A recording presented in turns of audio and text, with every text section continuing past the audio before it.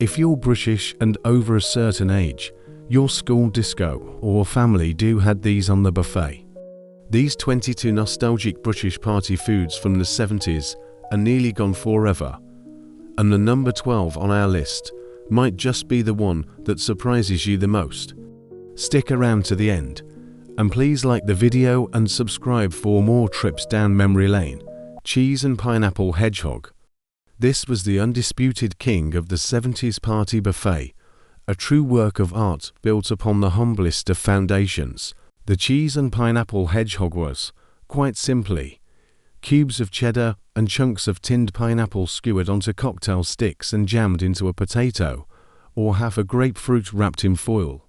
It was less about culinary sophistication and more about a joyful explosion of convenience and presentation. The sharp, salty cheese was the perfect foil for the sugary, acidic pineapple, a combination that felt exotic at the time. It was a centerpiece, a conversation starter, and the definitive image of a British family party. Yet you'd be hard-pressed to find one gracing a modern buffet table today. Volume events. For a touch of genuine continental class, the 70s party host turned to the volume event. These delicate, light puff pastry cases, which roughly translates as wine blown from the French, were seen as the height of sophistication, provided you didn't mind the inevitable pastry flakes going everywhere. They came in all shapes and sizes, but the small, savory ones were the party staples. The fillings were varied, but eternally retro: creamy mushroom, prawn in Marie Rose sauce, or, for the truly avant-garde, a questionable chicken and ham mixture. These little edible bowls offered a perfect bite of creamy, savory filling encased in buttery puff pastry, a contrast to the crunchier nibbles elsewhere on the spread. Prawn cocktail. While technically a starter for a dinner party, the prawn cocktail was miniaturized into a party classic, often served in a shot glass or a small glass bowl for that buffet glamour. It was a simple assembly, a bed of shredded iceberg lettuce, topped with small, pink, cooked prawns, and smothered in a thick, tangy Marie Rose sauce, a mixture of mayonnaise and tomato ketchup, sometimes with a dash of Worcestershire sauce and a splash of brandy for added flair. Garnished with a slice of lemon and perched precariously on the edge of the glass, the prawn cocktail was the epitome of exotic dining in the 1970s. It was the sophisticated choice, the first thing to be devoured, and an aspirational dish that sadly fell out of favor, perhaps too associated with its decade. Cocktail sausages on sticks, a dish that demanded no pretension. The cocktail sausage on a stick was pure, unadulterated comfort food that no child's party or grown-up's buffet could be without. They were exactly as advertised: tiny, seasoned pork sausages, often slow-cooked in a sticky glaze of honey, mustard, or a sweet and sour sauce, and speared onto a cocktail stick. Crucially, they were served straight from the oven, still warm, slightly greasy, and smelling of pure, savory satisfaction. The best ones had that perfectly caramelized exterior from the glaze. They were the easy win, the guaranteed crowd pleaser, and a delightfully messy, fatty, little bite that modern health-conscious buffets have largely abandoned. Mini quiche Lorraine. The quiche Lorraine arrived in Britain after the war and reached its zenith in the 70s, transforming from a dinner party dish into a buffet essential, mainly in its miniature form. These small, buttery short crust pastry tarts were filled with a simple, yet rich, mixture of eggs, cream, chopped bacon, and often some melted cheese. Served at room temperature or slightly warm, they provided a satisfying, savory anchor to the carb-heavy and generally sweeter options on the table. They represented an early, slightly misunderstood foray into European cuisine for the British middle class, a sign of sophistication, and a reliable, easy-to-eat item that held its shape perfectly in a buffet line. Deviled eggs. The deviled egg was a simple yet elegant party food that demanded a little time and care, which is perhaps why it's vanished today. Hard-boiled eggs were sliced in half, the yolk carefully scooped out, mashed with mayonnaise or salad cream, a pinch of mustard powder, and a generous sprinkle of paprika before being piped back into the egg white shell. The paprika dusting provided a contrasting color and a subtle smoky heat, making them surprisingly Moorish. They were the sophisticated sister to the simple egg sandwich, a bright, colorful, and protein-packed bite that provided a satisfying creamy texture against the firmer white. Angel Delight. No 70s party, particularly one involving children, was complete without the lurid, ethereal lightness of Angel Delight. This powdered dessert, mixed with milk and whisked to a cloud-like consistency, came in flavors like butterscotch, strawberry, and chocolate. It was quick, cheap, and brilliantly bright, a truly man-made marvel of the dessert world. Served in individual glasses or a large bowl, sometimes topped with a few sprinkles or a tin mandarin segment, it was pure, sugary nostalgia. Its fluffy, light texture and intensely artificial flavor are a taste of childhood simplicity, a dessert that embodied the convenience and artificiality of the decade. Cheese footballs. Before the ubiquitous bag of branded crisps, parties at cheese footballs. These were intensely orange, puffed corn snacks that were salty, cheesy, and absolutely addictive. Their shape roughly spherical like a tiny football and their ability to turn your fingers a radioactive shade of yellow were part of their charm. They were usually tipped into a large serving bowl, and they disappeared quickly, not because of their nutritional value, but because they offered a punchy, savory counterpoint to the sweetness of the cakes and jellies. They were the ultimate in cheap, cheerful, and simple party crunch that provided a sensory experience as much as a flavor one. Salmon mousse or roulade. For the fancier dinner parties that influenced the 70s buffets, a salmon mousse or roulade was the centerpiece that screamed gourmet. Often made with tinned salmon, blended with cream cheese, lemon juice, and plenty of seasoning, the mousse was poured into a fancy mold and chilled until set. The roulade was a thinner version, spread over a sheet of sponge or bread and rolled up. Served sliced, it offered a pink, creamy, fishy mouthful, often garnished with cucumber or parsley. It was an ambitious dish, designed to impress with its smooth texture and elegant appearance, symbolizing the decade's attempt at more cosmopolitan cuisine. Ham and banana hollandaise, perhaps the most infamous and thankfully departed of all 70s dinner party food, was the ham and banana hollandaise. This culinary horror consisted of a slice of boiled ham, wrapped around a peeled banana, and smothered in a cheese or hollandaise sauce before being grilled or baked. The bizarre clash of salty ham, sweet, soft banana, and a rich, savory sauce was a flavor profile that, by modern standards, defies explanation. It represented a time when cooks were experimenting with and often overcomplicating food, a dish that was a tragic misstep in the name of sophistication. Its memory remains a shudder-inducing symbol of the decade's worst excesses. Party rings and ice gems. These biscuits were the essential sweet crunch on any children's party plate. Party rings, with their bright, colorful icing and distinctive finger hole, offered a simple snap and a sweet glaze. Ice gems were even more basic, a tiny dollop of hard, brightly colored icing perched atop a miniature biscuit base. They were cheap, cheerful, and provided a splash of vibrant, artificial color to the buffet. They weren't a dessert. They were *nibbles*, the sweeter complement that filled in the gaps between the sausage rolls and the sandwiches, a testament to the uncomplicated, sugary joy of a child's party.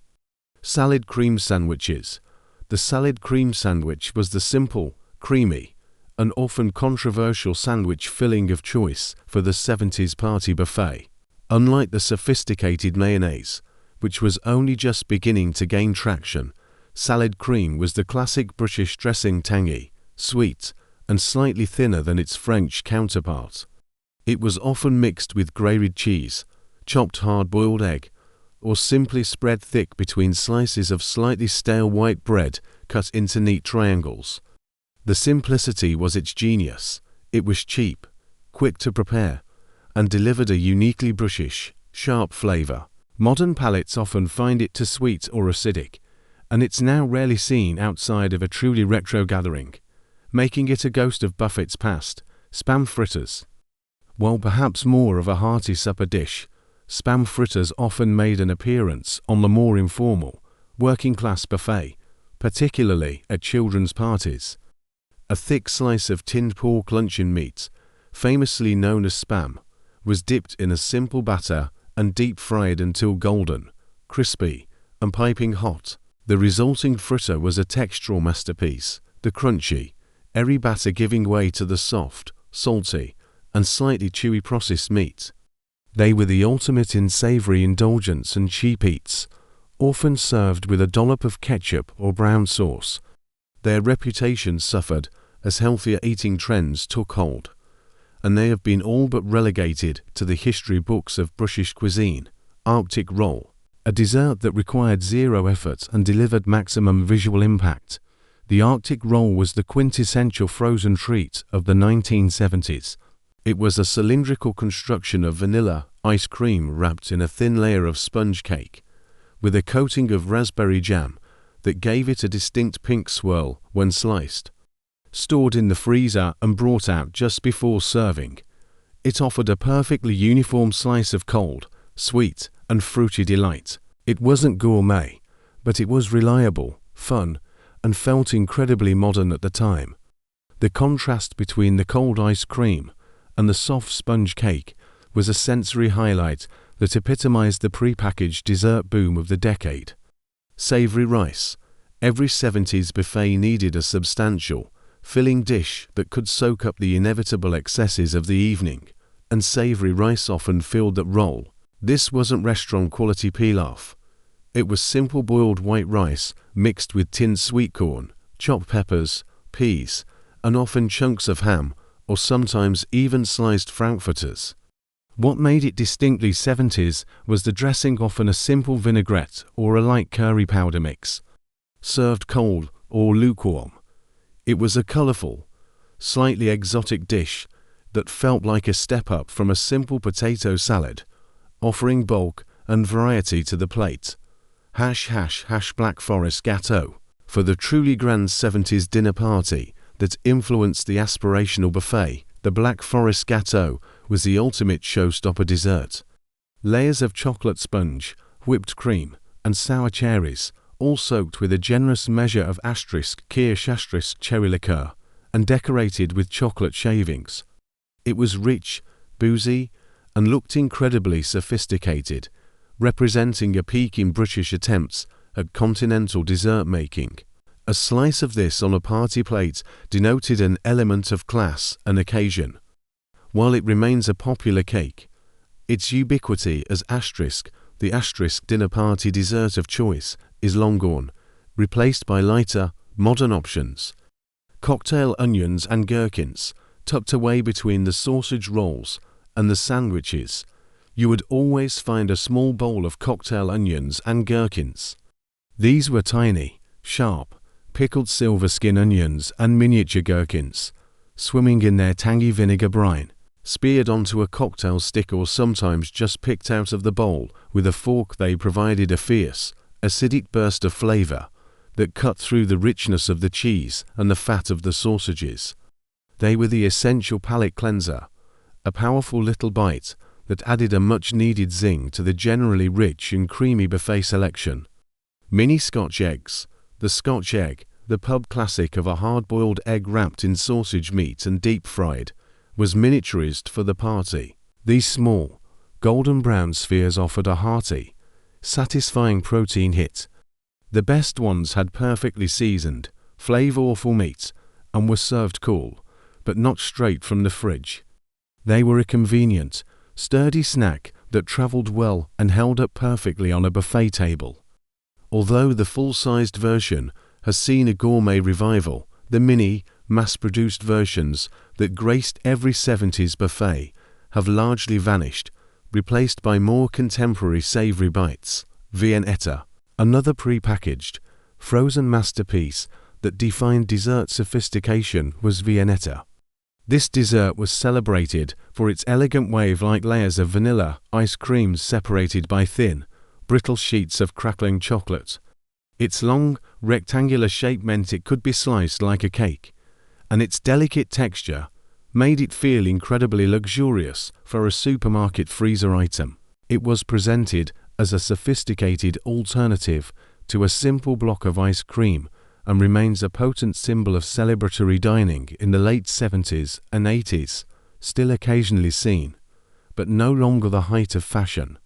Stuffed celery sticks in the 70s, attempting to offer a lighter, healthier option, or simply a vehicle for cream cheese, the stuffed celery stick was born.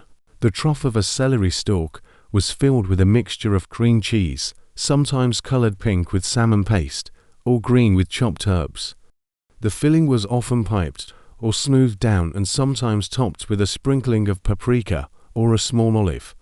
They were a crunchy, refreshing, and slightly bland counterpoint to the heavier dishes, an early attempt at crudites that usually got left until last on the plate. Sausage rolls, the tinned variety. While homemade sausage rolls are a timeless classic, the 70s party often featured the incredibly specific taste of tinned or frozen, pre-made sausage rolls. These were characterized by a slightly pale, flaky pastry and a dense, often bland, sausage meat filling. They were cheap, could be baked in enormous batches, and, when served warm, were perfectly acceptable as a quick savory bite. It's the sheer quantity and the distinctive, slightly dry texture of the mass-produced version that evokes the decade, a taste of catering convenience that has been thankfully overtaken by higher quality, often smaller, artisanal versions today. Tinned fruit cocktail. The easiest and cheapest dessert available, tinned fruit cocktail was the final word on 70s party convenience. A syrupy mix of tiny, uniform pieces of peach, pear, pineapple, and one or two bright red glaced cherries. It was poured straight from the tin into bowls or over the aforementioned Angel Delight. It was intensely sweet, lacking the freshness of real fruit, but provided a much-needed fruity element to the plate. The glistening, uniform chunks of fruit, suspended in thick syrup, perfectly captured the decade's love affair with quick, shelf-stable, and brightly artificial food. That's our countdown of 22 nostalgic British party foods from the 1970s that are sadly, or perhaps fortunately, gone forever. If this trip back to the buffet table brought a smile to your face, give us a like and subscribe for more classic British history.